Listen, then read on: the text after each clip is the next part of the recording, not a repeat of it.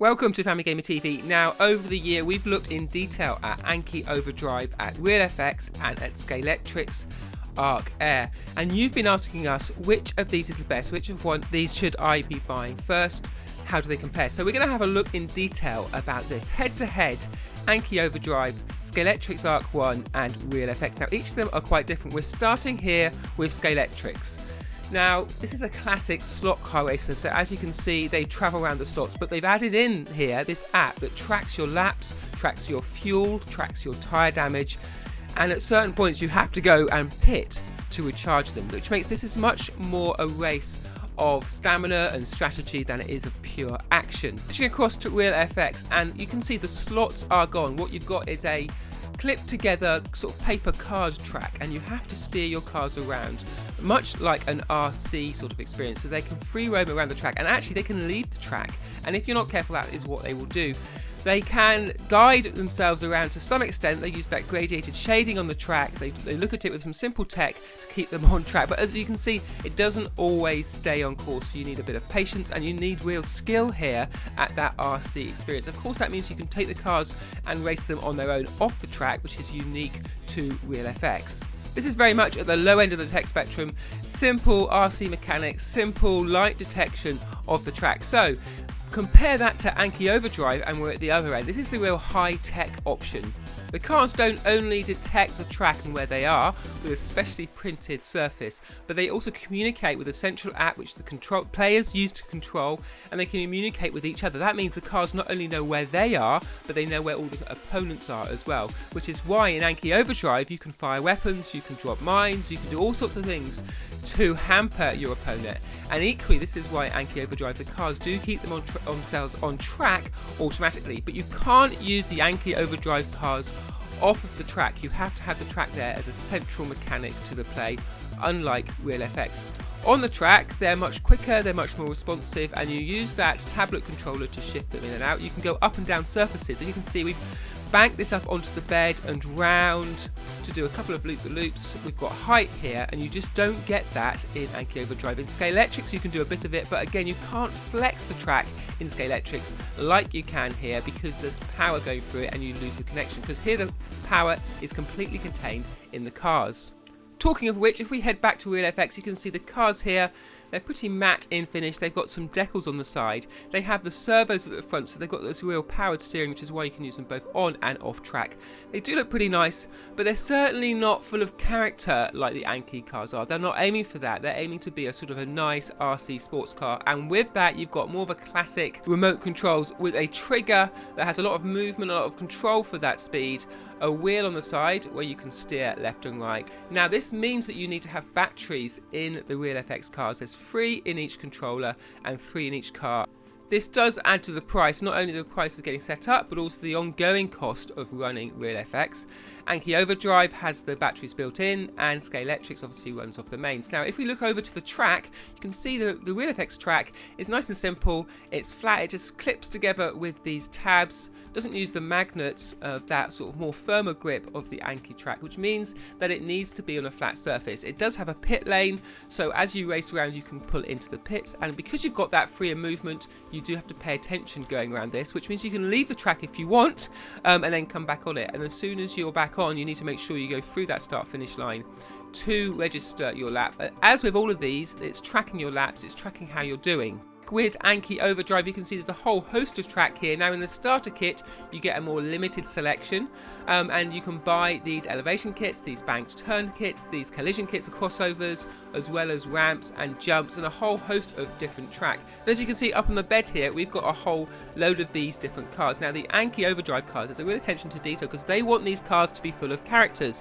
In the game, when you've got them in, you can load in commanders to race as your enemy AI, and they're fully intelligent, and each of them has fully voiced character, and there's a real sense of video game campaign mode as you progress through the game. Now you don't have that in RealFX and you don't have that in Scalectrix. You can load in a sort of a dummy car to race around the track, but that is certainly a long way away from that Anki Overdrive characterful opponents. Now here you can see the controls here. You use the tablet to tilt left and right to change your lane. It's more limited in terms of what you're controlling, but then you can use your speed and that slider, and also you can press buttons to fire various weapons at your opponents. And again, that video game aspect just isn't present in those other two experiences because they're aimed more, I think, at an older, more race-centric experience.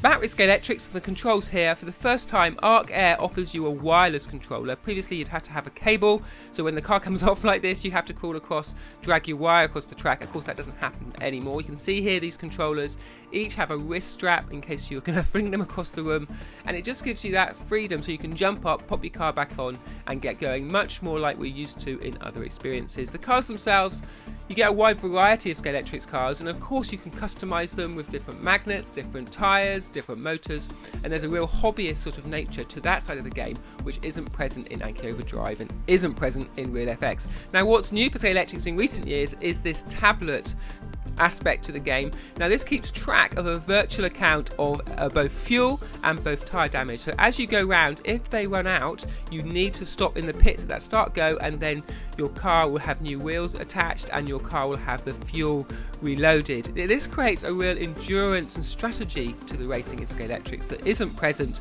in Anki Overdrive or RealFX, and does sort of, I think, up the age. So you can't just hammer around, you do need to think here. So we're going into the pits and you can see these cars are now getting refueled and they can go back out for the race. As well as that, we have different weather happening, so at certain times in the race a weather event will happen and you have to go in and change your tyres. If you carry on racing in the wrong tyres you're in danger of wearing them out quicker, and if you keep going then you get a blowout and that means you're completely out of the race. So there's a lot more strategy, I think, a lot more long-term racing in Scalectrix, and it can do that because it isn't battery powered, so you don't have to worry about having shorter races.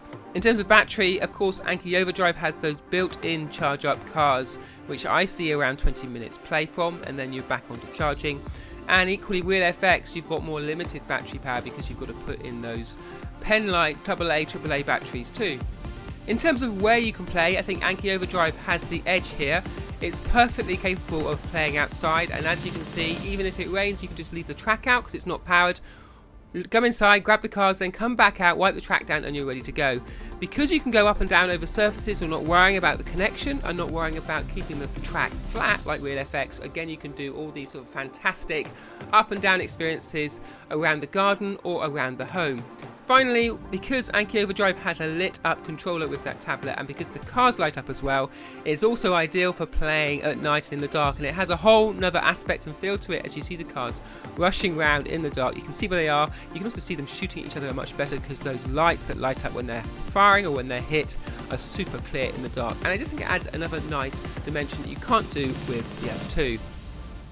So there you go, that's that comparison. I'd say only go for RealFX if you want a very simple remote controlled experience that you're willing to practice on, that you're not expecting the cars or the track to do an awful lot for you. It's probably the cheapest one to go for, but it is the simplest, and I'd say the least novel. Then Scalectrix is a nice option. If you've already got some Scalectrix track, you can expand on it with this Arc 1 or Arc Air expansion with the app. You do have to be patient in setting it up. It is only 2 players in this form. It's not a digital version of Scalectrix that you can have more than 2 players, so it's limited in that. It's a nice endurance experience, so maybe for older drivers who are more willing to practice. It probably sits around the middle of these 3 in terms of price, particularly if you've got some track already.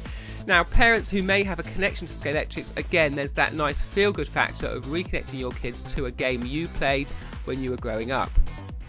Now, the high end of the experiences, I think Anki Overdrive really takes it. It's not the cheapest, but certainly in terms of what it offers, this is a real combination of video games, characters, campaigns, King of the Hill modes, and super flexible track that you can use outside or inside. You can flex it up and down onto surfaces, create all sorts of wonderful different styles, and there's as much fun in creating the tracks as there is in racing around them.